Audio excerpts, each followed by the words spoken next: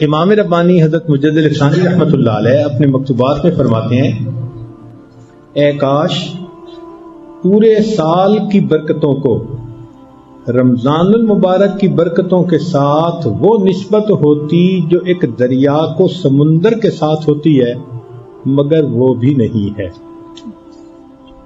رمضان میں اتنی برکتیں کہ برکتوں کی انتہا۔ اس لیے اس مہینے میں قرآن مجید کی تلاوت بہت نفع دیتی ہے۔ خصوصی طور پر ہمارے مشائخ رمضان المبارک کے مہینے میں تلاوت کی کثرت فرمایا کرتے تھے۔ تراویح میں تو ویسے ہی پڑھنے کا حکم ہے، تراویح کے علاوہ وقت میں بھی جتنا ہو سکے قرآن مجید کی تلاوت کریں۔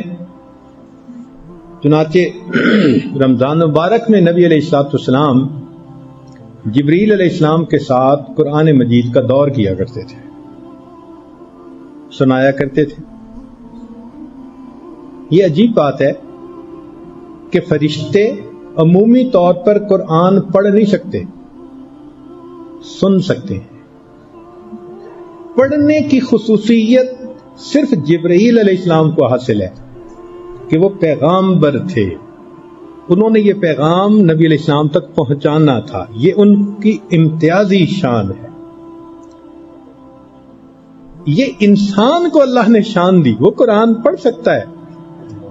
اب بندہ جو کام نہ کر سکتا ہو کوئی اور کرے تو بڑا اچھا لگتا ہے۔ مثال کے طور پہ ہم پرندے کو اڑتا دیکھتے ہیں تو ہمیں بڑا اچھا لگتا ہے، اس لیے کہ ہم اڑ جو نہیں سکتے، تو اڑتا پرندہ بڑا اچھا لگتا ہے۔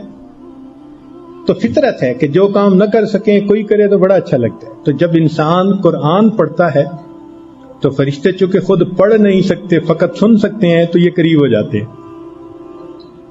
قریب ہوتے چلے جاتے ہیں۔ اتنا مجمع ہوتا ہے کہ زمین سے لے کے آسمان تک ان کا مجمع لگ جاتا ہے قرآن پڑھنے والے کے اوپر، اس طرح۔ اور روایت میں آتا ہے کہ یہ قاری سے اتنا خوش ہوتے ہیں کہ قریب ہوتے ہوتے بے اختیار محبت کی بنا پر قاری کے لبوں پر اپنے لب رکھ دیا کرتے ہیں، قاری کے لبوں کو بوسہ دیتے ہیں۔ اس لیے جب قرآن اترا تھا تو فرشتوں نے کہا تھا وہ کیسے خوش نصیب لوگ ہیں جو یہ اللہ کا کلام پڑھا کریں گے۔ یہ سعادت اللہ نے انسان کو عطا فرمائی، سبحان اللہ۔ تو نبی علیہ السلام رمضان مبارک میں جبریل علیہ السلام کے ساتھ دور کیا کرتے تھے۔ صحابہ کرام میں سے سیدنا عثمان غنی رضی اللہ تعالیٰ عنہ روزانہ ایک قرآن مجید کی تلاوت فرماتے تھے۔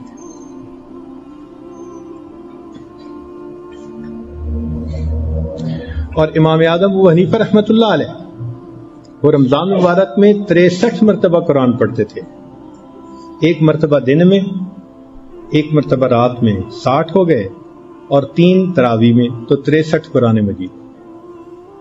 امام شافعی رحمۃ اللہ علیہ رمضان مبارک میں 70 قرآن مجید پڑھا کرتے تھے۔ امام احمد بن حنبل رحمۃ اللہ علیہ کا معمول ہر ہفتے قرآن مجید مکمل کرنے کا تھا۔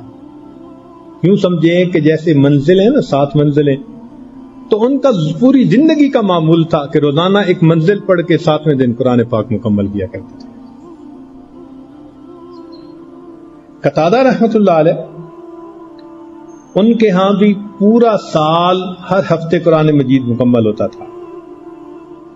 جب رمضان آ جاتا تھا تو 3 دن کے بعد مکمل کرتے تھے، اور جب آخری عشر آتا تھا پھر ہر روز ایک قرآن مجید پڑھا کرتے تھے۔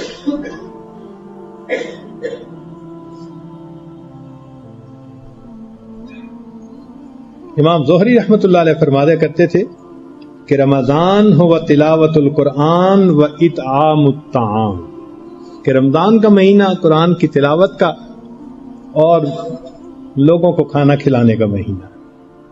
امام مالک رحمۃ اللہ علیہ پورا سال حدیث کا درس دیتے تھے، جب رمضان مبارک کا مہینہ آ جاتا تو پھر اس کو موقوف کرتے تھے اور فرماتے تھے کہ ھذا شہر القرآن، یہ قرآن کی تلاوت کا مہینہ ہے۔ پورے رمضان میں قرآن کی تلاوت پر زور دیا کرتے تھے۔ تو ائمہ بھی تلاوت قرآن مجید کا بہت اہتمام فرماتے تھے. سیدہ عائشہ صدیقہ رضی اللہ تعالیٰ عنہ قرآن مجید کی حافظہ تھی. وہ دن کے ابتدائی حصے میں قرآن مجید مکمل کر لیا کرتی تھی. ایک بزرگ تھے زبید رحمت اللہ علیہ.